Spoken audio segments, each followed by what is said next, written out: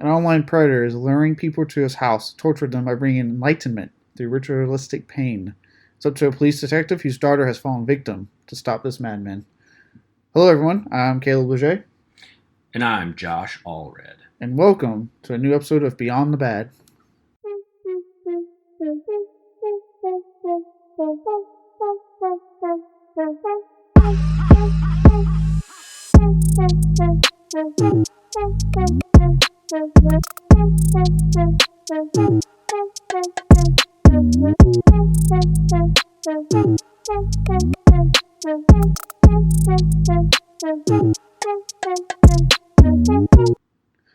Alright, today we are talking about the 1998 horror film Strangeland, or as it says on the DVD cover, Dee Snider's Strangeland. That's right, folks, the iconic frontman to Twisted Sister, one of probably metal's most loved individuals. Dee Snider himself was the biggest creative force behind this film. It was his ideal, which we'll get into actually in the development part, or we'll go into depth on that, but very much his film. Which you would think, hey, this is probably going to be like this well-known film. It's going to be loved. Unfortunately, the reason it's on this show is because it did pretty bad upon release. It does seem that it's getting slowly reevaluated as the years go by. I keep hearing about it a little bit more about people kind of defending the film and saying like it should not have gotten the reception it got. It was very ahead of its time. I know you're going to talk a little bit more about that.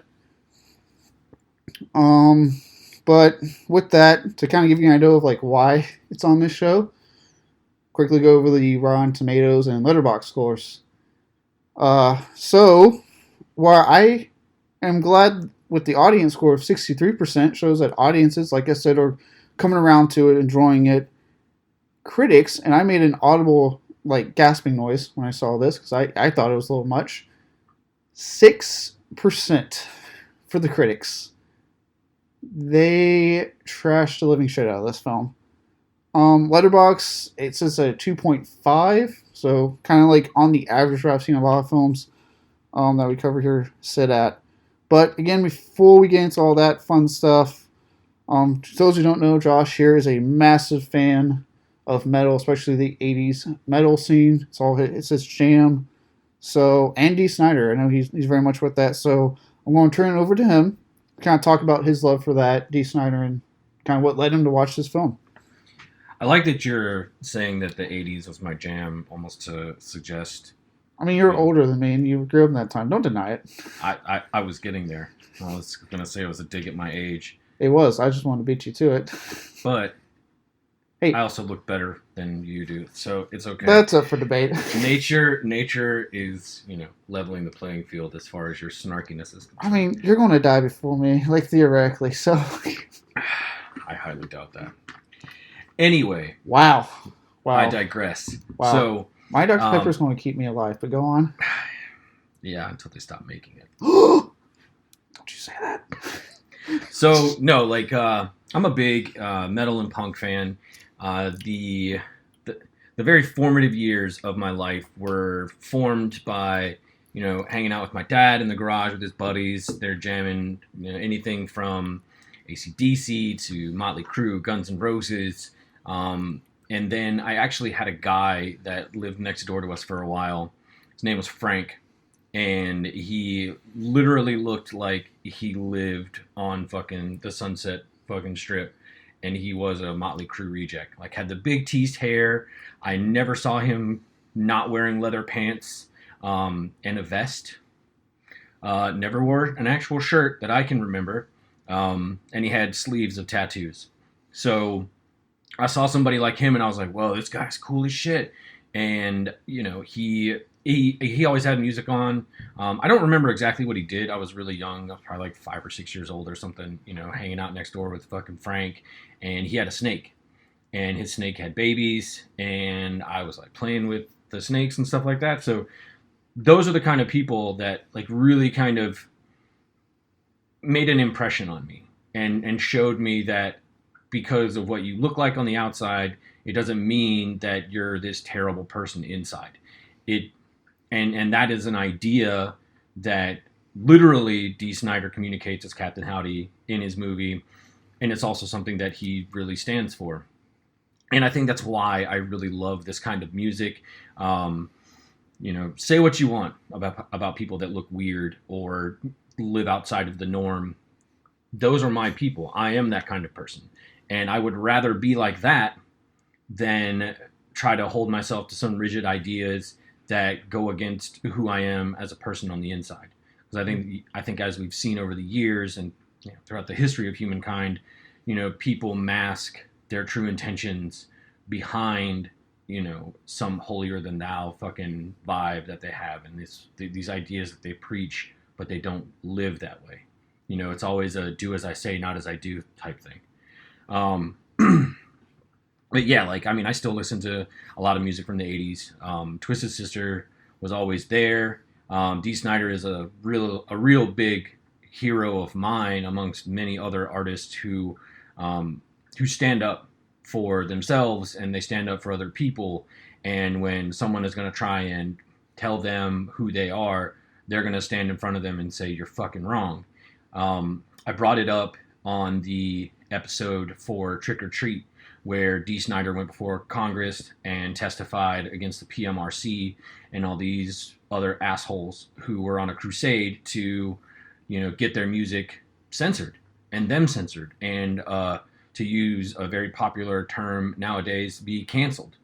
And that was their whole thing. And all it did was, blow up in their face. They instead brought more attention to these artists and their music than they ever would have, and movies than they ever would have, if they would have just kept their fucking mouth shut and done what good parents do and talk with their kids about the stuff that they're watching or the things that they're listening to. Dee Snider famously went in there and destroyed them in the most eloquent manner possible, and showed these people, just because I might look weird doesn't mean that I'm stupid. So yeah, you could say I really love him and what he does and what he stands for, and people who conduct themselves like that. So yeah, it's a really big part of my personality. Absolutely. Yeah. And I get that. I know we're making jokes about age stuff, but I only say it because, for me, I was born in '92, so when I was getting into the metal and the rock scene and all that stuff, it was a lot of the '90s stuff and the early 2000s stuff. So for me, it was people like Korn and Slipknot and all those guys that were kind of breaking out and showing, taking this more extreme version, making it mainstream, making it big. I've said it numerous times. Slipknot theoretically, right, should not have been as huge as they are, because they're so extreme in what they do, yet they were. And it opened the floodgates for people to discover even more extreme shit. That's how I started getting to things like death metal and the deathcore scene that, got mocked, but now is well loved in the metal community, because that seems to always fucking happen. It happens with movies all the time. Right. Yeah. Here we are. Exactly. Yeah, it's fine. Deathcore, literally, metal people were like, that's not metal. As guys are doing music, well, they're screaming it the whole consistent way through, playing heavy. But then, bands like Whitechapel and Suicide Silence and stuff bring a little bit of respect to it, and all of a sudden they're like, oh no, it's metal now. It's cool. It's like, all right, well, I don't see what changed, but whatever.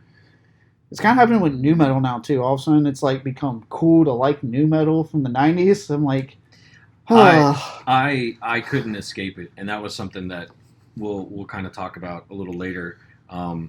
It's this movie in particular, and that genre of music is very much a product of its time. And while I think the ideas that Dee Snider talks about in this were stuff that he had been thinking about for years, because the genesis of this came through in '83 or '84 when Twisted Sister put out Stay Hungry. And I don't know if that's kind of part of your production. Yeah, it's where I started at, actually. So that is absolutely where this starts. It starts 15 years before the movie actually is even made, which ironically enough is how old I was when this movie came out. And I got to see it. I'm pretty sure I saw it on HBO first, and then I might have picked it up on DVD a couple years later. Subsequently lost it. Shit happens. I did find it recently for cheap, so I got it again. I have it now, and that's how we watched it. And I think the fact that this movie even got made is is a testament to, Dee Snider's credit, and the fact that he was so much of a presence and a name that he could get this made. And I mean, it's great. I like it. I like it a lot. Oh yeah, I don't have any doubt. Like I said, he's definitely the biggest creative force. Because like even when I was getting into like metal, right, and my dad was getting me into stuff, my mom was never really as into like rock metal. Like my dad was definitely getting me more into like Sabbath and Zeppelin and the '80s stuff that he liked, because he was not really big into the glam stuff. He was one of those guys that hated the glam scene so much. You're just mad he wasn't as pretty as them. I made that joke to him. He doesn't like it very much. But like it was funny because he didn't. There was whereas my mom actually liked quite a bit of the '80s stuff. So like my mom, my dad didn't like Guns N' Roses, didn't like Twisted Sister. My mom loved them. Like she introduced me to Guns N' Roses. She was like she actually thought Dee Snider was like a super cool dude. And anytime I watch like documentaries to immerse myself more into that stuff and kind of catch myself up on that history, I remember she'd be like, "Oh hey, it's Dee Snider." Like she got legit excited. She really liked the guy. I can see why. Like he outside of like obviously like this film, he seems like just a very genuine, nice dude that is very talented man in my opinion. And I know we've talked about it before we recorded. I always laugh when I saw that interview of like Metal or Not, and they ask him drugs and alcohol, and his face of like, ooh, I don't do it, but it's fucking metal. I'm like, see, that's the type of guy he is. Like, not my thing, but I ain't taking away from the fact that it's very much a metal thing. Oh yeah, absolutely. I mean, well, he knows that even in a world of outsiders, he's kind of an outsider in that respect, in that he doesn't fully participate for fucking quote unquote whatever, like, and even that is something that is ironic about the metal and punk scenes in general, is like, if you're not like fully in and you don't do everything that everybody else does, you don't have like full credit or some shit, which is stupid, because it is literally a collection of people that don't operate and think the same way that the rest of mainstream society thinks. So they went and broke off and fucking do their own thing and live their own life and fucking have their own set of ideals and beliefs. But then if you don't fully do everything that they do, you're not part of our crowd, which is like the biggest fucking joke to me. It's like, so not to go off on too much of a tangent, but like one of the things I always found amusing about that is like that kind of like hypocrisy about punk rock and metal and all that shit. But one of the biggest things that came away from it for me was like bands like Bad Religion or Dead Kennedys, when they have a song called Nazi Punks Fuck Off, and yeah, that's exactly what it's about. But they also have a line in there that says, "Punk ain't no religious cult. Punk means thinking for yourself." And that is the biggest idea that I hang on to as somebody who grew up with punk rock and metal, and somebody who, lives like that. It's like, I don't need a society telling me, this is the way you should live your life. Like, kiss my ass. I'm going to do what works for me, and I'm not hurting anybody, so what is the fucking problem? The only problem is you have a problem with what I look like and who I am and what I do. And that's your problem, not mine. I'm not hurting you, but if my existence is a threat to you, you should probably think about the world that you're creating for yourself. So. Yeah. No, not to go too far into this tangent, but to definitely, the famous word we love to always hear in the military, to piggyback on what you just said. Oh, God. Traumatized. Yep. It's triggered PTSD for you there. Myself included. No, I know what you mean, because like, it's weird that like even when I was getting into it, as I got older, right, and I was discovering all these different bands and stuff like that, like I just said with like deathcore at first being like so denied by metal scene, it's so weird that like you had something that was, like I said, they were, hey, we kind of want to do something different in metal and think for us, blah blah blah, and yet metal went, that's not my metal. Like they gatekeeped it immediately, and we're like, no, fuck off, like fuck you, and it's like, why are you doing that? Like, they're doing their own thing. They're actually being as metal as you can possibly think right now. But you're saying they're not. It's just strange to me. And then, like, yeah, when you mentioned, like, when people, like, are threatened by your existence, I know I've mentioned to you a couple of times, I haven't had anything, like, terrible, like some people have had that are, like, tattooed or pierced or, very much display their love for horror or metal or whatever it is that's outside societal norms. But I got my sleeve of horror characters on my arm, and I can see them because I'm not fucking. Well, I'm blind, but not blind. um, I can see the looks from a soccer mom every so often when I'm going to a fucking Target or something. And I'm wearing just my short sleeve, t-shirts, and it's like even just seeing that look, I'm thinking like, am I really like just passing by, and you're really that fucking threatened at a sight of like cinematic fucking villains anyway? Like none of these people are real on my arm. Like really? Like you just ruined that lady's day. She's going to be talking about you for the rest of the afternoon and how offended she was. I know it blows my mind. It really. I'm not surprised by it anymore. I just laugh about it. So. Yeah, it's usually offset by I usually get someone every so often that wants to come and be like, "Oh man, I really like your tattoos," which is fine because then I'm the opposite. And I'm like, "No, go away, leave me the fuck alone." Like I'm trying to shop. Thank you, but like leave me the fuck alone. Yeah. So no, I get what you're saying. To piggyback. God, you didn't have to say it again. I had to. No, you did not. And now that I've successfully PTSD'd the shit out of you, let's move on to our segment known as Development Hell. And I actually have quite a bit on this. Not as far as like this was an issue to get made, but there was actually quite a bit of story about this, even on to its release, and some things I feel like critics were saying about it that I feel like we can expand on and how we kind of disagree. Or majorly disagree, because I just don't agree with that fucking 6%. I'm still like astonished at that. Jesus. So like you were saying, the concept actually started on a song, a Twisted Sister song off their 1984 release, to confirm with the year for you. Stay Hungry. The full title for the song is Horror-teria, A, Captain Howdy, B, Street Justice. It's a mouthful, I know. It does differ from what we got in the finished film. As far as like, so the storyline is it's a child murderer, as opposed to again what we get in the movie, by the name of Captain Howdy. He gets off on a technicality when he gets captured, and then because of that, obviously very angry, a mob of parents seek their revenge and exact street justice, for lack of a better term there. If that killer's name, by the way, I know we've been saying it a lot, sounds familiar to anyone, that was Dee Snider referencing The Exorcist.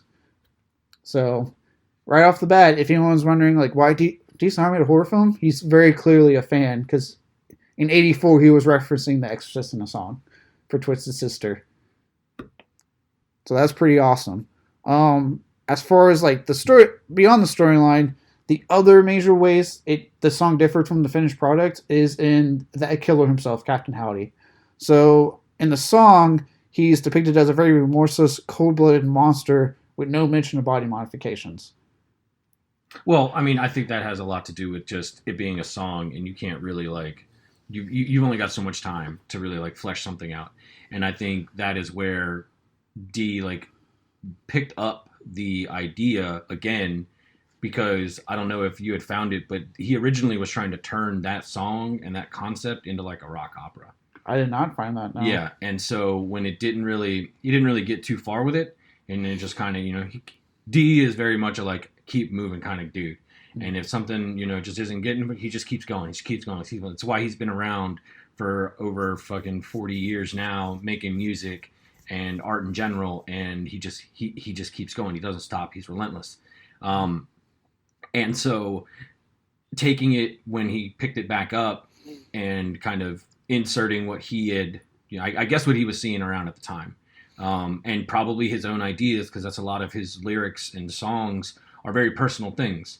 To circle back a little bit to the whole PMRC thing, one of the songs that they had deemed like the Filthy 15 or whatever was his song Under the Blade, which he had to defend and say, no, it's not about what you think it is. It's not about suicide. It's literally about a friend's throat operation, like, and how scared he was. Like that, like, again, showing those kind of people that have that mentality to persecute without actually looking at what they're trying to fucking get so uptight about.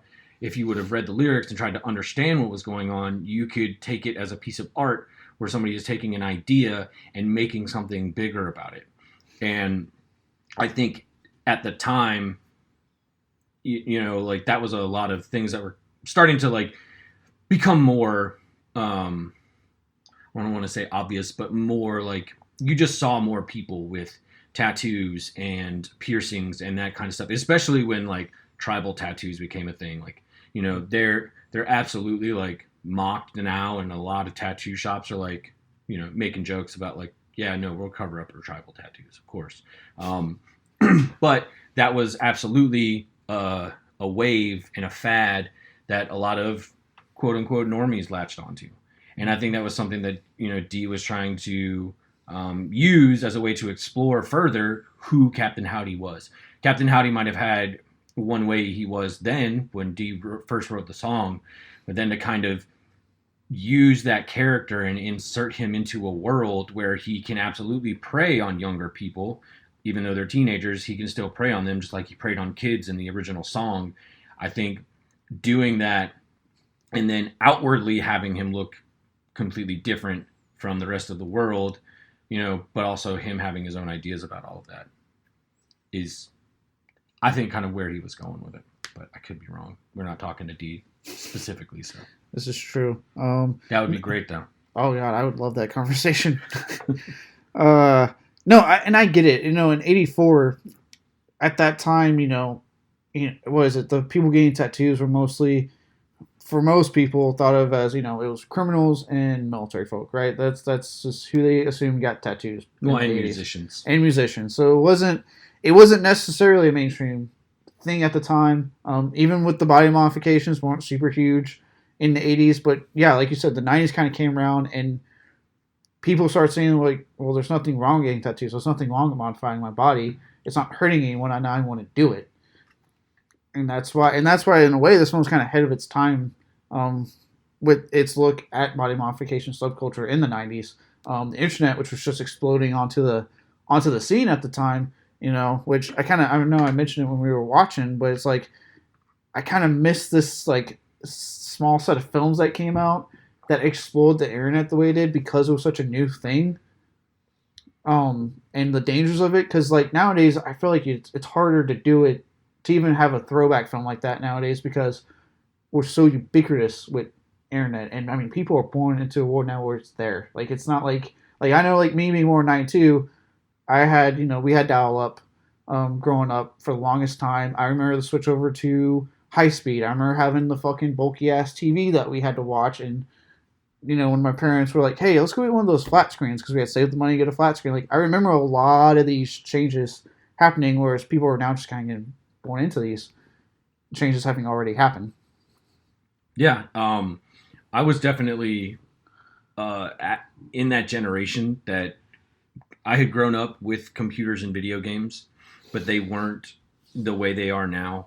And then I remember seeing commercials for like the internet and like what it was and what it could be. And then when we got the internet and shit like that, it was probably like right around the same time. So I think the fact that Dee Snider was using it as a way to kind of really kind of show you that, don't be fooled by this awesome invention that is supposed to connect us more than ever. Like, it's just as dangerous as the world that's right outside your door.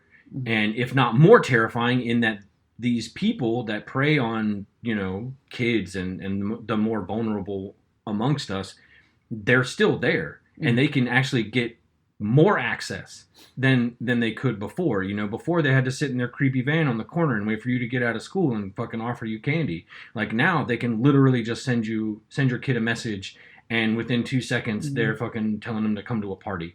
Yeah. And they have no idea what they're getting themselves into. And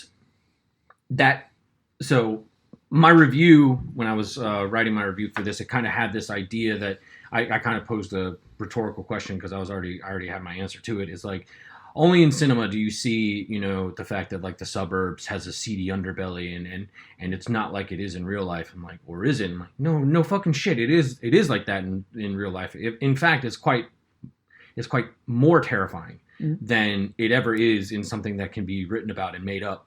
And that line where Dee Snider treads with this movie is what makes this movie, for me, still somewhat impactful.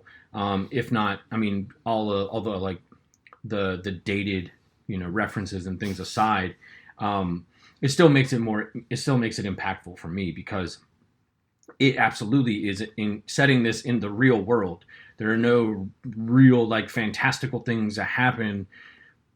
I mean, aside from him getting hanged and somehow surviving it, Right. but whatever. Like you're you're allowed the freedom of movement as far as that goes, but like the world that they live in this, it's the real world, and it was the world that was happening right at that time, that nobody really knew the full scope of what the internet was going to be. And from personal experience, being a kid around that time, you absolutely ran into shit like that all the time. You had no fucking idea who the hell you were talking to on the other side of that screen. More often than not, it was probably some fat, sweaty fucking mama's boy who was fucking living in her basement, fucking with Cheeto dust all over him. Like that is the kind of shitbags that lived in that world because they couldn't go outside and have a meaningful human connection because they were too scared to do that. Like it's an idea that even still to this day has some merit for sure. So it I kind of wish that we could get something another version of this from Dee Snider. I know that's something you'll touch on later, but I mean it's still an idea that's ripe for exploration as far as I'm concerned. Yeah, I mean, and don't get me wrong, I'm not saying we don't have like good internet-based horror films. Like, I actually think we've been getting a good like surge of like internet-based horror recently that I've enjoyed. And something you said with like the stuff makes it dated. Obviously, a lot of the references for me because I kind of to an extent get tired when I hear people going, "Oh, they put like Facebook references. It's going to be dated." It's going like look, put any reference you want in your movie for the year it was fucking made, as long as your story is good, as long as I can back what I'm watching. So like, yeah, I'm right. Like seeing instant message and the way the computers look and stuff, it does date it, but the story is done well enough. Dee Snider is compelling enough that you can forgive it, right? And same with even newer films that like include things like the Skype horrors or the including things like Facebook and Instagram and heavily into the plot. And the big thing is like showing the text bubbles pop up on screen. Like, yeah, you're right. It's going to date it one day, but if the story that's being told is good, the characters you're invested in, okay, cool. If anything, as you get older, you now have a time capsule to a time in your life. I'm sure, like for you with like Strangeland, it's that period of your life that you can remember so vividly because of how they present it, like said, in a very realistic fashion, as opposed to something like Fear.com that was very much paranormal issues with the internet. It's the only one I can think of because I've seen that film more than I care to, and I'm not the biggest fan of it. um I think like the paranormal kind of aspect of things and kind of using the internet in a way to like incorporate that kind of that I think is kind of like a reference for me, at least, for like creepy pasta shit that would come around. And again, it's this blurry line where you don't know what you're getting on the internet, if it's real or not, because you just have to take what you're looking at face value. And that is, and to me that's a very scary concept because I absolutely do not subscribe to that idea. Mostly because I grew up in a world where like the internet was a place where you could get anything and everything, but then that is a double-edged sword. You can absolutely get credible access to actual information, but then you can also be swindled by people who are presenting themselves as authorities on a certain opinion, or claim to have seen this fucking ghost in their fucking toilet. Like it really runs the gamut of that whole spectrum of things.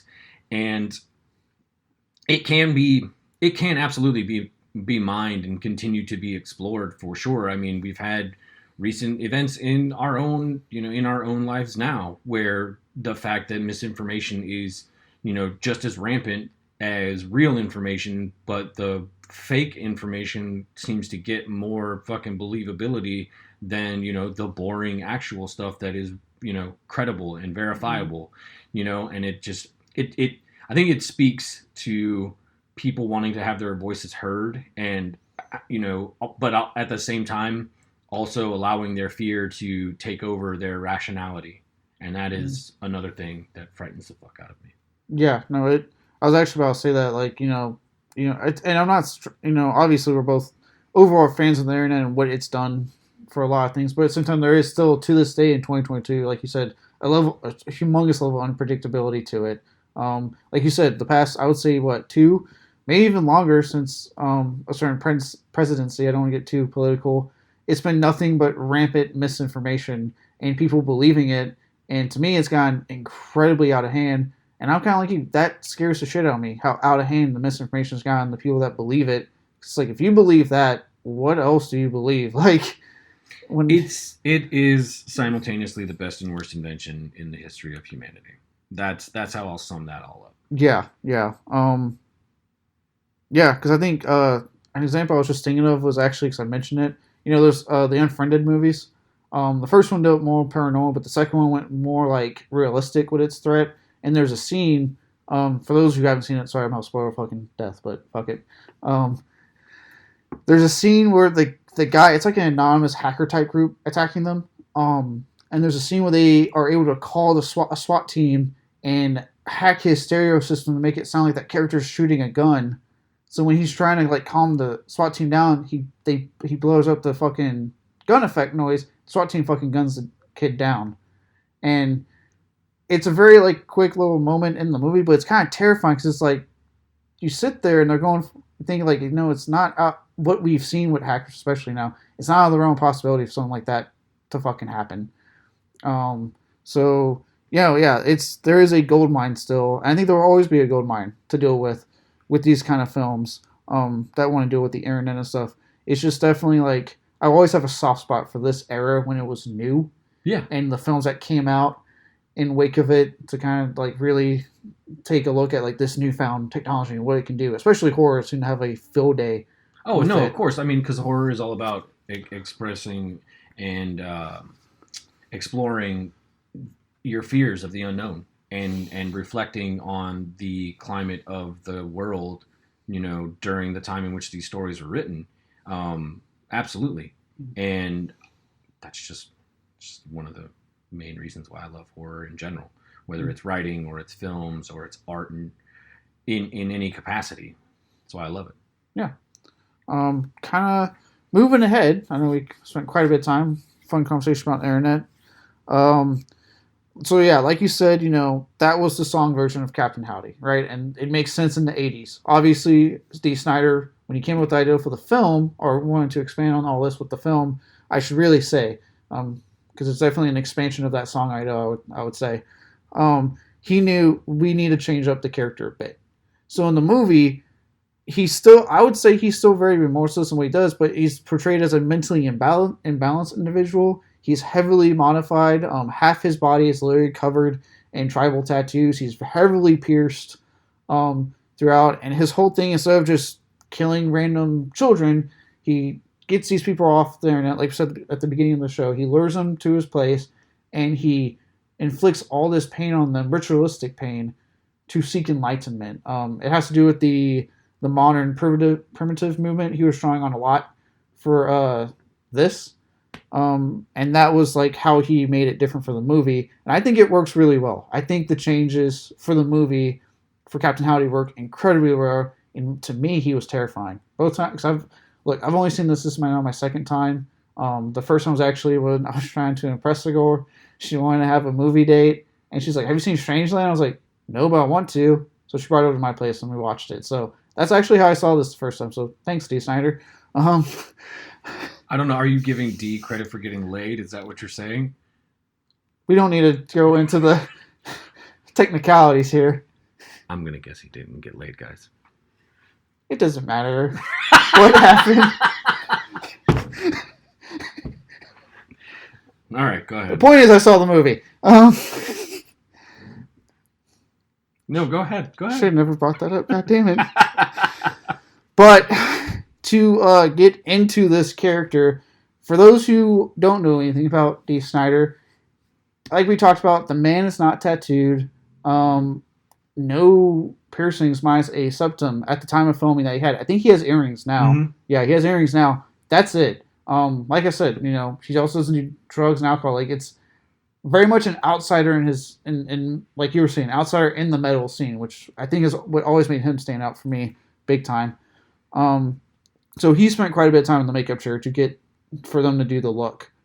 Which, hey, look, criticize what you want about the film. I think it looks fucking stellar and to this day in 2022. The makeup effect on Dee Snider holds up well to me. What do you think? Yeah, I think like aside from the tattoos themselves, because I think the technology, for lack of a better word, to give people more realistic looking tattoos has absolutely gotten better over time. The the way he went about doing it though was really impressive for me. He actually had a piercer and tattoo artist as a reference, and even like I think he got paid as like a consultant or whatever for the tattoos that anybody and everybody had, the piercings that they had, making sure that they were legitimate and not just somebody going like, oh, it'd be really cool is if we put a fucking stud through somebody's dick, like that'd be awesome. It's like, no, actually people do that, and there's more than one way that people do that. So that I think is a credit to Snyder trying to anchor this movie in reality and making sure that visually, because some people watch movies and they're like, ooh, that's not, nope, see, no, that's not a thing, nobody really does that, and it kind of takes you out of it. Snyder just went that extra mile, and I really appreciate him for that. So I mean, it could have easily been something that he used merely to shock, instead of like, no, this is a real person I'm trying to flesh out. And to make it even better, he put his money where his mouth was, and he was Captain Howdy. And he even was quoted as saying, and I'm going to paraphrase, that he never wanted to be an actor, but he also knew this character intimately enough that he couldn't see anybody except himself in that role. So I will give D all the credit for wanting to be in that position and put himself through that, because I don't know if you found it, but it took almost like 10 hours for him to get in all that. No, I could not find how long it took. Holy shit. Yeah. 10 hours for all that. Every time he was on screen, like, think about that. Oh my God. That's commitment. And that's another testament to the way this guy worked, is he absolutely was willing to do anything and everything to get this thing done, and up to and including putting himself in that fucking role. So yeah, no. Props to you, D. Yeah, I'll get more into it on Roads, but I think I know both our silver linings already, but he have zero issues with Dee Snider in the role, and I'm so happy to hear he went that much extra mile. And yeah, like I said, I think it all holds up. I think the only thing I remember thinking when I was watching it with you the other day was like, his tattoos are a lot shinier than mine. For someone who's because for people who don't know, like, your tattoos very much shine when you first get them, because it's brand new, your body just got it. But eventually they kind of like fade, and not like you don't fucking see them, they're just not shiny anymore. Usually if they still are, those are people that like literally will sit there and shave their arms. They put shit on their fucking tattoos.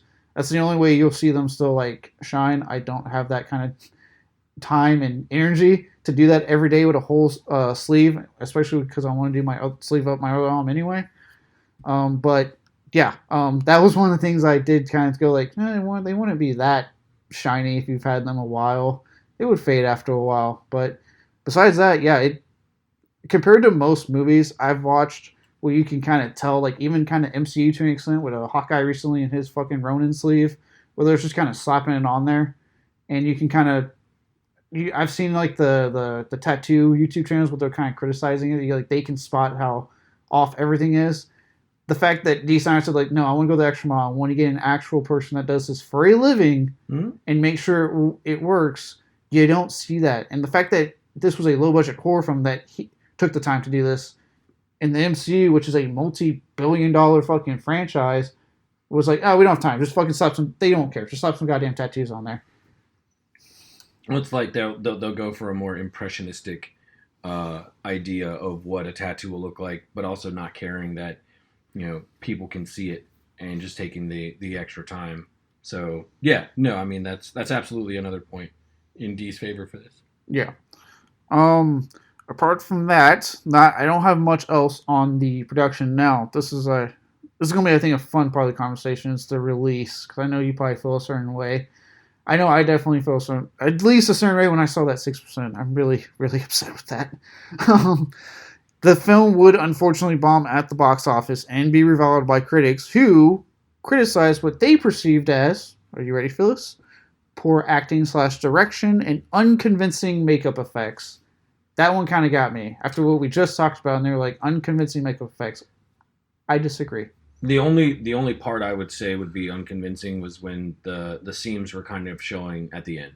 That might be the one instance where I was like, I can see it, but other than that, they're flat out totally wrong. The direction and some of the acting, like even if I agree with them, I don't think it's enough to warrant having such a poor opinion of this movie, because really they're not paying attention to what this movie is talking about. They're only concerned with the surface, which seems to be a thing we keep hitting on with this movie already. Mm-hmm. Is they're only paying attention to what's on the surface and not what's actually, the content of this film and the ideas that Dee Snider was, putting out there. And even Dee himself is very ambivalent about, not having a stone cold bad guy in this, because the way this movie plays out, Captain Howdy has a pretty interesting arc where, he's not as sadistic and evil as people think he is because of, what we only see. And then you see he's reformed and he's back and he's actually taking medication to ostensibly fix himself, for lack of a better word, only to have him hated for what he did and not, the progress that he's made, which that's a whole other conversation about the justice system and all this other shit. Mm-hmm. But then he goes off of his fucking meds and then, oh shit, Captain Howdy's back. And you kind of understand that he's not totally to blame for what he does. He's just an untreated person with a mental issue that should absolutely be medicated and probably in an institution to have himself monitored and to actually, try to get better instead of just trying to put a one-size-fits-all approach to it, which, again, leads to a conversation about the justice system that I don't think we need to really get into that much. But he is talking about that. He's showing how flawed the system is to get somebody, released from prison for some terrible shit, and how that does happen. It happens all the fucking time. And it shows both sides of it. It shows that, well, it doesn't show it in the movie, but it was a point I brought up in my review that, people like him, the terrible things that they do, they get off easy, essentially with a slap on the wrist, and then they get released back into the world. But then there are innocent people on death row who wind up sitting there for their whole lives and dying in jail, or worse, getting put to death. And if you have that as your system, that system's fucked as far as I'm concerned. Like I said, I don't want to open up that whole discussion, because those are just ideas that Dee Snider is talking about with this. And for anybody who digests films and art in general, if you're only purely taking it for it on the surface, you're not really taking the time to try and understand what the artist was trying to communicate. Yeah, and I honestly second that. Because I'm with you. Like, I'm not saying the acting is the best thing I've seen in a horror film in this. I would say I really fucking give nothing but props to Dee Snider, but I thought he was standout. But it's not the worst I've seen either. And like you said, they're only, to me, looking at the surface, which you could argue has always been something with horror and heavy metal. They've only looked at the surface, no one looked any further. Because I noticed it more so the second viewing than my first viewing, all the stuff you're talking about with how he kind of plants the idea of our treatment of mentally disabled individuals, our kind of issues in this country with actually looking at, mental health, and pursuing that storyline with Captain Howdy. Like, I remember being shocked the first time thinking, oh shit, they already caught Captain Howdy? The movie still has like an hour left or so, right? But no, he puts more in, and he plants all these ideals. And what I like is that any other film could have crumbled with all this different ideals getting put into it. But to me, this film doesn't. It knows how to put just enough to make you, the audience, think more about what you're seeing, but then keep the story going, keep that flow going, so it doesn't get all crumbled up. Having that idea of presenting first with like the dangers of the internet, followed by like mental health assessment, and like you said, the justice system and the mob mentality part that he kind of brings up there for a minute. Is it right to do this or wrong. Or who's the monster now at this point? To me, was really brought up in that moment. Like, is he really the monster, or the people wanting revenge now the monsters? And then essentially him coming back as Captain Howdy is almost his way of saying, like, look at as a society what we're capable of doing. We can push these people back to what we think they are if we do it enough. So he presents so many ideals, and the fact that it doesn't make the film crumble, to me, is very impressive.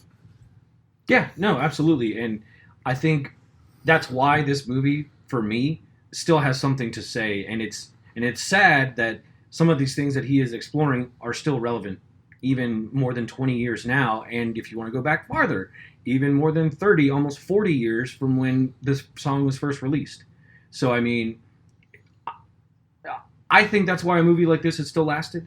I also think it proves why the however many people that got a general consensus of 6%, even though I despise Rotten Tomatoes personally, it proves them wrong, because there is something going on here. They're just focused too much on the presentation of this movie, which, yes, it makes it harder to kind of understand what's going on, and that's one of the things I think for me it's the only real knock I have on it. And then I can't even be that mad about it, because this is coming from a person who did not have a lot of experience writing a screenplay and writing something for the screen.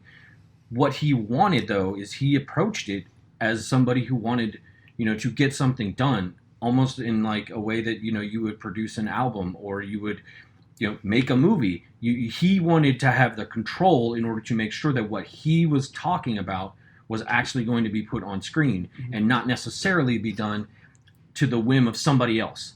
That's why he was the writer. I think he was also a producer for it. It's also why his name is fucking slapped right above the title. Like, he wanted to make sure that he had that control, and he didn't care that much about getting, a lot of money for this movie. He just wanted to tell this story, and that, for me, makes this infinitely more enjoyable than somebody who takes the path of least resistance in order to get their story out there, and then that story doesn't even get told. It gets chopped up and fucked around with by producers and the money people who, as we well know, anybody that watches movies and studies, the history of Hollywood and all these other major places that put movies out, they will absolutely water something down in order to make it more palatable for people. Instead of putting something out there that might be rough around the edges and might have some difficult content, it actually has something to say. Yeah, it's this is a film that, to me, it challenges you. It says, like, look, I'm going to present a lot of stuff to you, and you're going to get it, and you're on board, or you're going to like it enough to do a repeat viewing and kind of get more like I did on my second viewing, or you're going to be completely thrown off, never want to watch it again. But either way, the movie doesn't care. It's just like you're on board or you're not. And to me, a lot of, like, I know I say low, but I don't mean that in like a negative context. It's just a lot of low budget horror films do that, but it's why I like that scene of horror so much, like the indie scene essentially so much. It's because, like, along with like Strangeland and Lost Stuff in its wake, it is filmmakers that are like, we want to make a movie where it's not going to get chopped up by a big budget studio. We have an idea that we want to present, and we want to get it out there, and we want to challenge you, the audience, as you watch our film. Always fucking respect that. Sure, and it's hard enough to get a movie made, period. So again, like with Cruel Jaws, when we talked about that, like, the fact that this movie is even in existence is amazing, because this could have absolutely been fucking shelved, and somebody could have been like, yeah, I don't want to put this out, but we've got it, and we should absolutely enjoy it for what it is. Exactly. And not for what you want it to be. No, and I absolutely hope to one day see an announcement for a Blu-ray or something while Dee Snider's alive and can supervise that. As far as the production, all I have left is that a sequel would eventually be announced by Dee Snider himself, with the working title of Strangeland Disciple. He was actually going to shoot it NC-17 and then do an R-rated cut for our audience, so he was actually wanting to go even further with it, which, look, between Dee Snider himself and that thought of going even further, I'm really down for this sequel. Unfortunately, as of this year, actually, it's just looking like it's not going to happen. Ideals have been scrapped. Nothing's been said about it. So unfortunately, it looks like it's not going to happen. Which is kind of sad because, like we had already talked about before, there is a lot that can be explored in this, and some of the quotes from Dee himself talking about Captain Howdy and how he was going to be found in this iteration of the story is he has found apparently that he has people who admire him, which for him is the exact opposite of what he wants. He hates people that much that he doesn't want people to admire him, and if anything, he's probably going to treat them worse because they have some kind of adoration for him. And I think that's an interesting thing because again, he's talking about a lot of people who are into true crime and like people who get obsessed with serial killers and find them attractive and all this other, frankly to me, kind of crazy shit.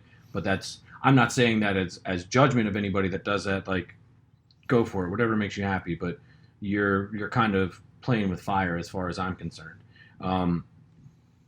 And I think it would be wonderful to see something like this get put out. Mm-hmm. And I think the fact that Dee is determined enough, don't count him out yet.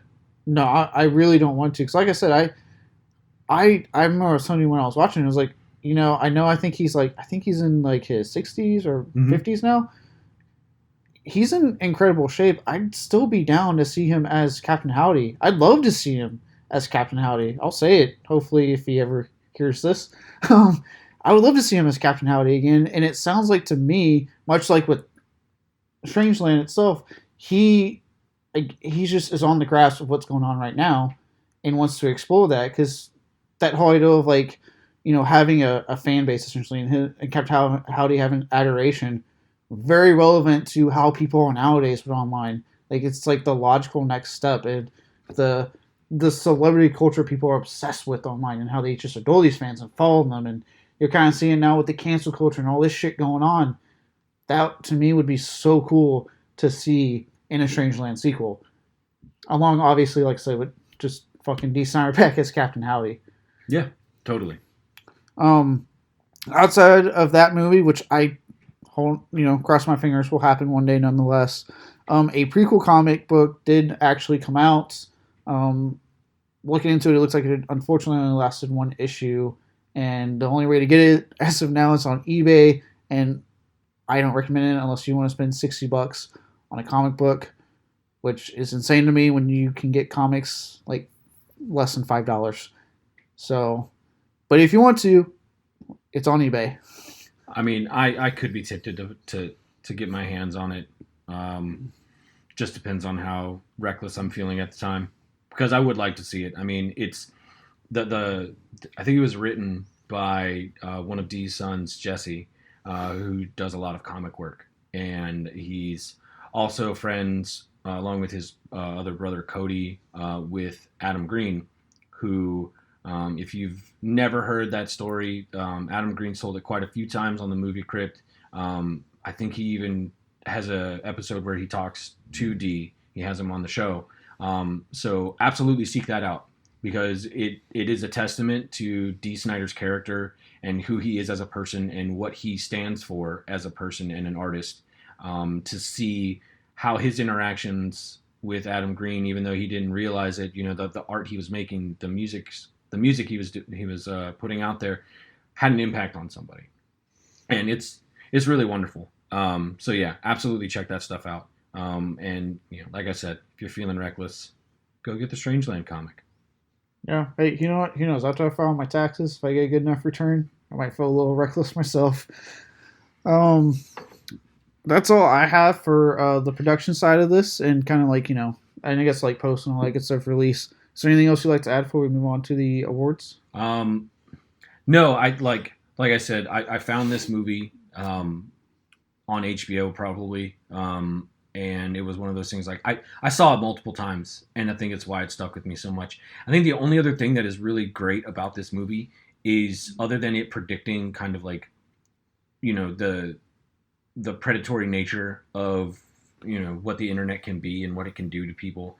It also kind of laid the groundwork in a way for movies like Saw and Hostel, in using like very extreme imagery to get a rise out of people and to get a reaction out of them. So I would be curious if, Lee Whannell or Eli Roth and James Wan had kind of seen this and were like, ooh, I like what Dee's doing here. Let's do something and see if there was any kind of inspiration because from what Dee Snider's done his whole career, I wouldn't be surprised if a budding filmmaker or writer saw that and was like, ooh, I think I want to do something like that. And then they go and do their own thing. Yeah. I wouldn't be surprised, and as someone who's like formative teenage years of horror was the Saw Hostel, the torture porn era. So I have a very big love for that era of horror filmmaking. I wouldn't be surprised, and that would just be that much cooler to me. I mean, Dee Snider influencing the filmmakers of some of my favorite fucking horror films from my teenage years. Like, fuck yeah, that would be awesome.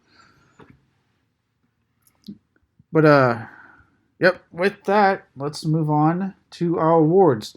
Now, I have to point out, and I'm sure you feel the same way. For me, a lot of this stuff is nitpicky because this was another case where I'm like, I really like this film. There's really nothing like major, like it. There's something really bad that works. So a lot of what I picked was nitpicky. Just got to put that out right now. So with that said, let's start out with our Zack Snider. Oh, I just realized Snyder, except I like Dee Snider more. All the worst scene. I'll let you start. I don't know if it's the worst scene because for me it's probably one of the best ones. I did laugh my ass off if it's the scene you're talking about. So for most people that may not know this because we haven't mentioned him at all at this point, Robert Englund was in this movie, and there is a scene where Robert Englund is in his undies, in a chair, dancing around, thinking that he's about to have some sexy fun with his lady, only to find out that she was being used as a puppet by the newly resurgent Captain Howdy. I say that because like when you watch it, it's just ridiculous, but it's also Robert Englund just being Robert Englund and fucking going for it in any scene that he's in, and his look of horror when he realizes what's happening is fucking priceless. He goes from fucking sitting there with a boner to instant fucking softy and oh my god, I'm gonna die. It's fucking great. I love it. Oh, his intro to that scene kills me. He's just the way the legs are propped up, open just enough for you to see everything. I'm like, that's a move. That's a power move. That's a statement if there ever was one. Yeah. Oh man, for Dee Snider to have gotten Robert Englund of all people to be in this movie is wonderful. I think aside from Dee Snider's credit in the music industry, which says something about the soundtrack for this movie and all the bands that contributed music to this, like that in and of itself probably shows how much Robert Englund thought of Dee Snider to get him to be like, yeah, I'll be in this movie. I get to play a crazy fucking dad who wants to fucking be in a mob. Like, yeah, I'll do that. Oh, and I get to fucking wiggle my junk in the hotel scene. Say no more.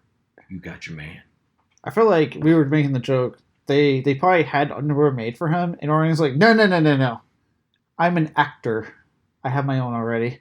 He just came prepared for that scene. He's like, no, I got it. He knew what kind of underwear this character would wear. He came prepared. He understood the assignment, as the saying goes nowadays.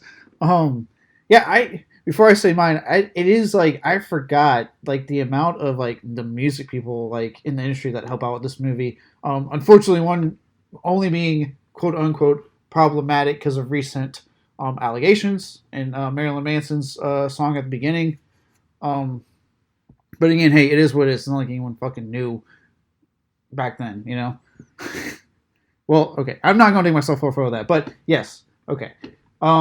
That was really awesome having all those names, and then like I even mentioned it when I was like, holy shit, Amy Smart and Linda Cardellini, like in very early roles of their careers, are in this. Like, okay, like he gets a very impressive like group of people to help with the music and the cast. For me, again, this is just minor, and it probably has to do with in kind of correlation with my worst performance. But it's the part when our detective allows the citizens, Robert Englund and his good old boy gang, as I like to call them, to haul Captain Howdy off to essentially go and enact the street justice. On one hand, I totally get where like they're coming from, and I get like, and again, it does bring up that plot, the theme I'm bringing up about like the street justice and that who's the real monster now at this point. At the same time, I think it has mainly to do with the main character just kind of sitting there like, but I'm like, dude, I get it. He absolutely did what he did to your daughter, but you are a cop. You are a part of the law. They are breaking the law. You should kind of do something. Yeah, you should probably do your job. Like, again, I under fucking stand, but then at that point, a lot of what happens after that, you're like, well, if had you just stopped it, none of this would have happened. But who knows? Who knows? Yeah, so like I said, a minor scene, but that's what I went with ultimately. I was actually having like some actual legit issues picking a scene here. Yeah, because I don't think there's anything that's really like bad about this movie, and I think, again, this is kind of the flip side to why this show is now like a thing more, and it is its own entity, is to take something that critics got wrong as far as I'm concerned, and has a lot more to it. And yes, sometimes there are going to be amusing moments, and this episode is not going to be without its own, because I found a real gem that I can't wait to share, in terms of somebody being able to describe this movie, and they do so in a wonderful way, and I can't wait. But yeah, like this show is not always going to be about like putting something up there and being like, oh yeah, no, this was really bad, but it's also like, I don't know why people think this is bad, because there's actually something pretty good, which I think for me is kind of the two-sided meaning of the title of the show. Mm-hmm. Yeah, well, and to me, it's funny because when we do these awards, right, for like films like this regard, it to me kind of enforces that two-sidedness, because we're sitting there praising it, and then it's like, well, I still need you to, when you watch it, just pick scenes that you think are the worst, or really at this point just they don't work for you as well as like the rest of the movie. Or you're really just hypnotized by Robert Englund's bulge. Yeah, which it's an impressive bulge. I'll give Robert Englund credit. On that note. But yeah, like this show, like for every like the pyramid I have where I am kind of like going, no, this film, like I didn't really like that film. I find that I have a lot more fun with films like this, or when we did Dukes of Hazzard, and I'm sort of going, I don't understand why people hate this film. Like, it's not the worst crime against cinema, guys. Like, calm the fuck down. Like this, like I've been saying the whole time, 6%. Like, really? Like, no, God, no. Like, even the audience score 63, which is like a way hell of a lot better than that 6. Even then, I'm like, it could be a bit higher, guys. Come on. But still, at least the audience is liking it, so that's good. Now that we've done that little soapbox, let's go to our Ed Wood worst line. All lines. You have up to 3. Go ahead. So some of the worst lines for me came from, to quote the great Joe Bob Briggs, gratuitous exposition. And a lot of those are just like, the Detective Gage when he's sitting there with Amy Smart and she's trying to tell him, how to use a search engine. And he's like, oh, it's an online search. And it's like, it's hard. Some of that was probably some of the hardest stuff to like digest, or like when the scene where they find the car and they're towing it out of the lake or whatever, and they find that piercing, and the mechanic dude is like, that's the biggest septum piercing I've ever seen. And they're like, hold on, let me find it, because I actually quoted that was one. Oh yeah. So you're saying it's above average in size? It's like those moments were just like very cringy to me, because it just felt needless. It was only in service to get some exposition out of a character to try and like, whatever. But I feel like that could have been reworked in a way, in like another draft of the script, to like make it better, make it easier, make it not seem as clunky to get these points across. And that is probably for me like the only real issue I have is the structure of this movie, and that the script felt like there could have been some more work put into it, and not in a bad way, just a way to tighten it up. Because I do think that there was just some needlessly complex things that just could have been hashed out a little bit better and then tightened up. Yeah. Oh, also, Dee Snider's line when he wakes up after being hanged and he's like looking around and he's like, "What a rush!" That might get my vote. Oh yeah, that's his. It's me. His like one liner he puts out in the whole movie. I'm like, oh, wasn't expecting a one liner. Yeah. For me, I have two, and they are both in relation to our good old detective characters. The first one is our main detective's partner. Um, I guess they get upset about something. It's really not that clearly explained. They just kind of get upset, and I guess to get back at him to say a witty retort, his partner says, "You sure you don't want some decaf?" I I don't understand the insult. I don't get it because decaf coffee wakes you up just as much as coffee. It's just a personal choice on what you like.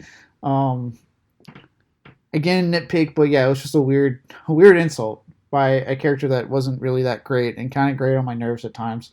Like when he's yelling on the phone at the guy who's giving them the information they need, and then gets mad at his fucking partner for yelling at him for yelling at the like. It's yeah, guy's kind of a tool. The other one comes from our main detective towards the end, and it has mostly everything to do with the way he delivers it. He gets out of the church right after killing Captain Howdy, and the way he delivers this line of "Everybody's got a choice. I made mine." I'm like, one, your delivery is kind of weird. Two, what are you talking about? Like you didn't make a choice. Like the choice is kind of forced on you. Like unless you for a second thought like, no, I'm not going to kill the guy that kidnapped my daughter and tortured her twice. Like, no, I'll let him go. It's fine. Like, no, I'm pretty sure he went in there with only one single thing to do, and that was to murder this man. Yeah, definitely. With that, we're moving on, and we either might have the same person, or I don't know, because I know we were kind of talking about the same people in regards to this one. The Steven Seagal, worst performance. It's fucking Detective Gage's partner. He was just not. He felt useless. And actually, I think there's a great way to sum him up with one of the lines from the movie. Is where he answers the phone, and then to which Captain Howdy replies, "I'm one of those that finds the superfluous essential, but I could do without." That for me sums that guy up quite a bit. Yeah, I've look. I've seen. I think you can agree. We've seen plenty of horror films with detective as the main character. Saw built its franchise on that as the sequels kept going. Um, but I don't think I've seen anyone as one up as this guy's fucking partner. It is amazing how unhelpful he is throughout the movie.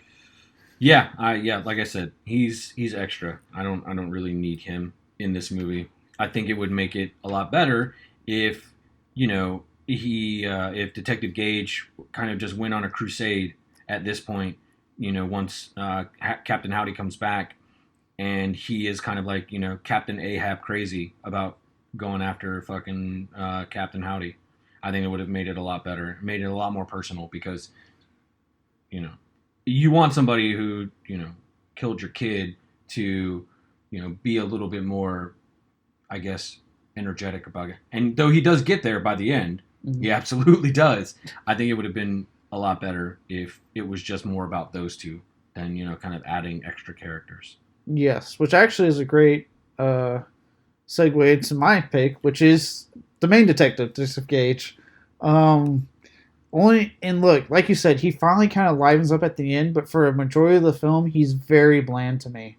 Very bland. Not that much. Like his daughter gets kidnapped in the opening of the film. It's established that she gets kidnapped, and he. And yeah, I know in real life people react to trauma differently. Some people do stay stoic. They really do. It's how they are.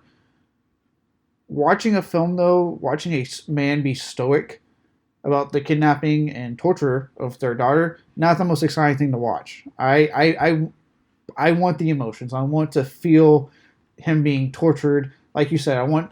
You brought it up. Like I wanted to see him at one point start going off the book and get desperate because it's like that's my fucking daughter. I need to go get her. And like I said, and what's kind of annoying is that you see at times, like the first time he gets her, you see him like he starts breaking down. He's crying. Like he's like you're like okay that's what I'm talking about right there. Like show me that like that you were like so happy to finally have her and you're going to do anything you can to have her. And then you see it again briefly when she gets kidnapped again and he like breaks the fucking keyboard and he's flipping out. I'm like, so it's there. I just wish the performance was there the whole time. or like the script or whatever was there the whole time to keep him on that level instead of being mostly bland and stoic. Yeah, absolutely. Um, with that, the last worst thing, the Michael Bay worst filmmaking decision. I give it to the soundtrack, even though I am absolutely calling myself out as being a product of somebody who survived through that era and lived through it and had to endure all of that and come back frequently to listen to some of the mistakes I made in my music choices as a youngster, not knowing any better. Um, yeah, soundtrack, especially the inclusion of Kid Rock. It's I like for me, he was like the epitome of like everything that was wrong about music that was coming out at that time. Like it just I I will admit that I got caught up in it at first and was like, what the fuck is this shit? And I was oddly like, it's like watching a train wreck. You're oddly fascinated by this terrible thing, and you're also thinking like, there's no way this will last. And yet here we are, and he's still making music, and he has a terrible restaurant that kills people. He also has a horrendously ridiculous music video and song that Yeah, I'm came not out. going that far. Whew. But anyway, like I said, we're not getting political about this shit. Yeah, it's. I think it's one of the things that kind of like really like dates the movie is the music. But again, for me, it's got a nostalgic feel to it. You know, like I'm instantly transported to that time, and it again, this is just like trying to like fill the fucking void where we need to put things for these fucking awards because like yeah like it's not the best but it still reminds me of when this movie came out. Yeah, no, I'm with you on that. It was like I remember when I first heard Kid Rock, I was like, "Why is Kid Rock on here?" And it's a song featuring Eminem. I looked it up. It's Kid Rock featuring Eminem, so it's like Marshall Mathers in his fucking youth as well. Like, okay, um, yeah, having that in relation to how kind Kid Rock is, especially now. Obviously, like I kind of said earlier, the Marilyn Manson song that plays, and now with the ongoing case against him, unfortunately, kind of Marilyn Manson's the reason it doesn't, it works against the film, not necessarily the film. Like I said, they didn't know what was going to happen in 20 fucking plus years to Marilyn Manson. Jesus. Um, so that, that unfortunately is there. But like you said, I'm very nostalgic of that, and really in general that late '90s, early 2000s period of when they would include like shitty rock music in horror films to play either throughout the movie or during the credits. Like I'm nostalgic of it because I'll admit it's how I got into some stuff. Like I remember like Saw 2 when they were playing. That's when I finally put together like songs by Mudvayne because they played not Forget to Remember during the credits, and I was like, oh, I really like this song, and that's how I realized like Not Falling and the Ed Gein song, Nothing to Gain, there we go, or Mudvayne, so it was hopeful in getting me into a lot of stuff. So I am myself also nostalgic for it, and I miss it. That's why I think Malignant when it did it at its opening credits, I was like, oh, yay! I got really excited in the theater. I was like, yes, they're doing it again. So yeah, I'm with you on that. For me, yeah, I know you kind of mentioned it earlier, and I did. I went ahead and just went with the story structure does work against the film sometimes. I agree in that it could have used slightly tighter. This is a case where I actually would have been down for a slightly longer film. I think this thing runs at like literally barely an hour 20. I would have been down for a slightly longer version that explored more. Like that's how invested I was into it. That I would have been down to see a little bit more play out. But again, even what we have is still works really well in my opinion. Yeah, absolutely. That's really like the only knock I have is the structure, and I don't know that this movie necessarily needs to be like longer. Only if it cuts out some things that I felt were extraneous and not necessary, and just tighten things up, then you can expand certain other areas. Like I don't necessarily think we need to have a whole Captain Howdy fucking courtroom scene or things like that. I don't think those things need to be explored. I think more like fleshing out, for lack of a better word, or pun intended, who Captain Howdy is and like what he's doing and why he's doing it, even though that's part of like some of the worst lines is like the useless exposition. Is like, I think if you were able to set those up better than it feeling kind of ham-fisted, that some of the stuff was just like needlessly like tacked in there, just to kind of, so it's like, okay, well, insert, exposition here about why he's doing what he's doing.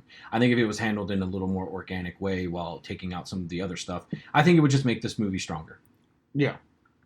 Like I said, a nitpick, because I do think it works really well, but yes, I would have been down for me enhancing some things here and there to just enforce it that much more, to enhance it that much more, if you will. With that, let's go on to our silver lining, our last award, a positive award. And I will let you start, but I kind of feel like we got the same thing. But yeah, no, we absolutely do. It's 2 words: Dee Snider. Yep. I knew it. I wrote it down before the movie even started. You've seen me. I have my notebook where I write all this shit down so I can write down as I watch. And the first thing I did after I wrote down silver lining, I put Dee Snider. I was like, the movie. I didn't probably put the movie in or anything. I just Dee Snider. I knew going in. Yeah, absolutely. I mean, from everything we've already touched on, with him having this idea so early in his musical career and his artistic career as a writer, this is absolutely something he has wanted to talk about for a long time, and for him to pursue it doggedly enough that he was willing to do anything and everything to get it made is absolutely a testament to his persistence and his ability to endure with an idea, no matter what is going on around him. And also his perception as a human being to see the world and be able to interpret it in a way that, he can come up with something to, hold up the mirror like George Romero loved to do and show you the world that we're living in and make you have questions, but also at the same time asking questions of yourself. What do you see going on here? What would you do in this instance? Do you agree with what's going on? Do you know who the bad guy is in this? And it's not always easy. It's a very hard thing to come to a definitive conclusion about. And I really appreciate everything that he's done, with this movie and with his career as a musician. He's wonderful and he's amazing. And I think, yes. Did I really hold on to this more because it was Dee Snider that was doing it? Absolutely. But I also can appreciate him being able to step outside of his comfort zone as an artist and go through the process of being involved in making a movie. And from everything else that I've heard from the myriad of people in the industry that do it for a living, it is not an easy thing to do. It is an extremely challenging thing to do. And it also puts you in a world that is not normal to make something that people can just sit at home or go to a theater and watch. It's a lot of effort for somebody at the end to go, nah, he was all right, or wow, that was a piece of shit. And instead of going like, holy fuck, like I can't believe they were able to get this and put this out for us to enjoy. Being a little more appreciative, I guess, is a way to put that for me. But yeah, no, Dee Snider, silver lining. Yeah, and everything you said, what he brings to it, his performance to me, like for someone who I don't think he had an acting credit before this, because obviously after like you said, we both seen him on Holliston. He's popped up in other stuff since then and been a delight in everything I've seen him in. Especially I love him in Holliston so much, but he is really really good. And I'm thinking of when we went to go see Studio 666, another film that starred a rock band and musicians that could have crumbled just if they couldn't fucking perform, and yet somehow they did it. They pulled it off, and they made a really fun movie. And it's amazing to me when these musicians can say, like, let's step out of our comfort zone, do something different, and to me they excel at it. Like, to me, the Foo Fighters excelled with Studio 666. And I really think Dee Snider excelled with Strangeland. Like, he stepped out of his comfort zone. He gave us a very misunderstood film that, like I said, audience-wise seems to be getting better appreciated as the years go on. And to me, gave us one of the most underrated villains in horror. Like, to me, Captain Howdy is terrifying, and it's all because of Dee Snider's performance. Yeah, and being a character that he is intimately familiar with and has been for a lot of years. Yeah, absolutely. So, yeah, without a shadow of a doubt, Silver Lining, Dee Snider. Thank you so much for this movie and this character. Now that we've done that, let's what Josh hinted at earlier. Let's explore what's in the box. What's in the fucking box? Give me the gun. So, there's a lot of, I mean, as the disparity was already shown when you brought up the Rotten Tomatoes scores for audience and critics, there's a lot of people who really do like this movie. And it was hard to find like really like harsh like pannings of things. I mean, some of them are really just about like the dialogue. One of them was from a 1-star review from an anonymous person just going by the name of Dick, who put a 1-star and then wrote tinsel, comma, butt munch, period, tinsel bomb, exclamation point, which is actual dialogue from Amy Smart giving direction to her uncle, Detective Gage, on what to say in a chat room. So, yeah, it's funny, and I fucking laughed my ass off then, and I laughed my ass off again when we were watching this last night at just, you know, stupid shit like that, you know, it's funny, but then it's also, it's funny because the dialogue is just like, oh my God, I can't believe somebody thought about that to write that. But then it's also like, wow, this is everything that happens now with, you know, the younger generation teaching the older generation like how to use their shit. And it's like, no, Grandpa, that's not what you say. This is what you say. Right. And Amy Smart delivers that line with pretty good conviction. Like, she's committed. Absolutely. Like, this is another, this was 2.5 stars, so it's more favorable than Dick's review. But I kind of like what she says. It's kind of funny. Take me back to the days of early internet where we thought anyone we met was going to be a murderer, and not the disgusting late internet we live in now, where I know everyone I encounter has a Tinder bio that says gym, adventure, swipe left if you're vegan. Which, I mean, is in and of itself a commentary on how far we've come in this world where, you know, we're brazen enough to be out there and vulnerable enough to say, you know, we're looking for somebody, but you're going to have to meet my list of demands before I even take my pants off. Sorry. You know? So, like, that's a whole other conversation for another time, but that's fucking hilarious to me. Is that, you know, we do exist in that world, and it wasn't like that so much. So as when I remember getting online and I'd go to a chat room, the first question was asked to me was A/S/L question mark, which if anybody knows, that's age, sex, location. So okay, I didn't know that. Oh yeah. Those are the early days of the internet, my friend, where those are the first questions you ask somebody, and you were not always going to get an honest answer because, again, the internet is anonymous for the most part, and people like to lie. So honestly, I do identify with the profile thing, because, you know, I'm on a lot of the dating apps, and I get so tired of seeing that shit, especially the swipe left if you're this, and I'm like, okay. Like, you're not scaring me, lady. Like, are you daring me? Then fucking challenge accepted. See ya. Yeah, no, it's ridiculously hilarious to me. But this is what I want to say is probably the shining example of somebody getting it but not getting it at the same time, and also offering quite a hilarious synopsis of this movie. If the editing was confusing you about what was kind of going on and what was actually happening, I present to you the 2-star review from Paul, who's from Omaha, in case you want to find him and berate him for this. Or applaud him. You do you. Exactly. Whatever you want to do.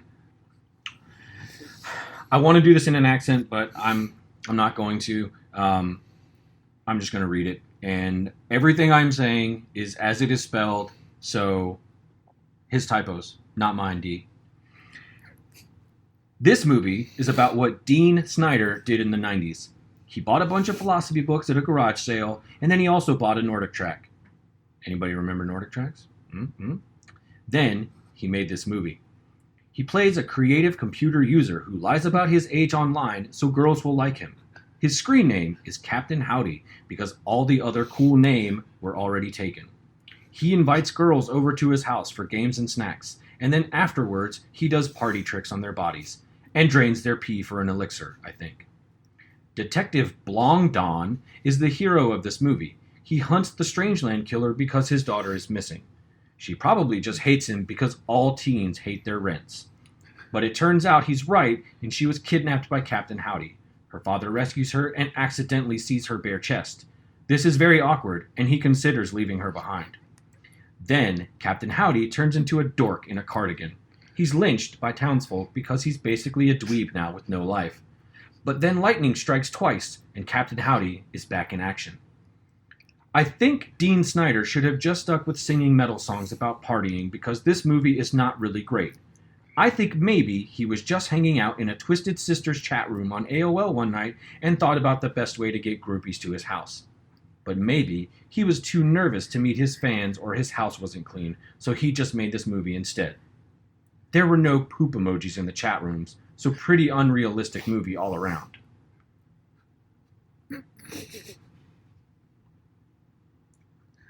I don't know what to say other than, nailed it? No, I don't think he did. It's really fucking hilarious that this guy wrote what he did. I really love the part when he says, like, he sees her bare chest, considers not rescuing her. Like, I can't imagine if, like, as a dad, you find your daughter, like, oh shit, you're naked, not rescuing you. Sorry, honey. Didn't want to see that. I didn't want to see your boobies! Just frightens him from fucking rescuing his child. Yeah, that's pure fucking logical fucking mind, the logical mindset of a parent. Yeah, exactly. Right. I'm not a parent, but I would hope that that's not how parent mindset works at all. Put some clothes on. I'm not gonna save you from this fucking maniac until you put some clothes on. God. And then to keep calling Dee Snider Dean Snider, and doesn't he misspell Snyder? Yes, he spelled it Snyder with a Y. You can't really say that when you're reading it, but yes, yeah, Dean Snider. I don't know if he's thinking that D is somehow like Zack Snyder's uncle or whatever. I don't know. Like I said, Paul clearly did not understand the assignment and was really pulling this. And again, it's so confusing because I don't know if he's being serious or not. I can't tell. And I think that's part of the magic of this and kind of why I like it is that, I'm not so sure if he's being serious or not. And if he is, then he is a true moron. Yeah, like if he's being serious moron, but if he's not, this is like level 10 troll. Oh, yeah. I've never seen on the internet in my life. Like this guy's achieved a level. Oh no, I'm envious. I have seen some fucking ninja level troll work, but this guy, if he is performing, he's doing a pretty good job. Because it is fucking hilarious, and you're just like, wow, there's no way nobody can be that stupid. You have the fucking entire world of information at your fingertips. You're literally typing this in on something that you can find out how to spell Dee Snider's fucking name, and yet you've managed to fuck that up. Okay, I don't know how, bud, but you did it. Good for you. Good job. And also, how many texts are you sending with poop emojis? Because I send no text with poop emojis. I don't think he understands how the internet worked and how you literally would have to type out things in order to convey emotion. Like literally typing out a smiley face, and it did not look remotely like a smiley face. It looked like some fucking characters strung together. : parentheses. I remember doing that on my my old flip phones and stuff. Like, that those are the first emojis. I can't believe I feel like a fucking grandpa. I'm trying to... Back in my day on the internet, we had to type out our emotions. We didn't have pictures like you fucking kids do now. Everything's so much easier for you. You can communicate your ideas better than we could, and we just had to make it work. With that said, even with emojis, sometimes things get misinterpreted. I know this for a fact, talking on many women on the dating apps. Like, we're dear people, God, and we're all stupid. I'm including myself in that. Oh yeah, I'm an idiot. Look, Texas education. I'm an idiot. Well, that was a great way to cap off what's in the box. Before I reveal what we have from next week, let's do our social media roundup. Follow us on Facebook, Twitter, and Instagram under Filmgazm Productions. If you want to shoot us a recommendation, feel free to email us at filmgazm@gmail.com. I will try to fit them in when I can, but also know I make the schedule in advance, so don't get mad at me. If you'd like to donate and support us in any way, you can find us on Anchor. Finally, we do have a website that started this whole thing, Filmgazm.com. We got reviews, trailers, articles, and all of our episodes. So if you don't want to do it on your phone for whatever reason, or not even YouTube, get on our website. Get our episodes there. They're all there. Now that's out of the way, let's discuss the next week of Filmgazm production shows. For Beyond the Bad, the best show that we got, obviously, join us as we discuss another video game adaptation. This time we'll be looking at the Angelina Jolie starring Lara Croft, Tomb Raider. On Filmgazm, we'll be talking about one of the earlier Marvel films before the MCU was even remotely a thing, like it is now, and we're looking at The Punisher, the Thomas Jane Punisher, which I actually quite enjoy. I actually do enjoy watching that film from time to time. On Oscar Sunday, they were discussing 1932 Shanghai Express. Finally, sneak preview actually has, I would say, the first big release week of the entire year because of all the various delays for that got pushed to that weekend. As of right now, it is still looking like Ty West's new horror film X will be our headliner. I know I'm super fucking excited for that film. But also coming out, we have the new Guy Ritchie film, Operation Fortune. Subtitle, I'm not going to say because I don't want to butcher it on the fucking podcast. But as far as I'm concerned, Wrath of Man has made me hesitant on this new movie. The Hulu original film, or should I say Disney doesn't know what to do with it, so they're dumping it on Hulu as an original film. Deep Water, which trailer looked weird anyway. And finally, The Outfit, which was supposed to come out, but one of the films got delayed to the weekend. Until then, watch out with who you talk to online. I know it's 2022. We've had this for a while, but still watch out. Because it just might be someone who wants to show you new levels of pain in the pursuit of enlightenment. See you all next week on Beyond the Bad.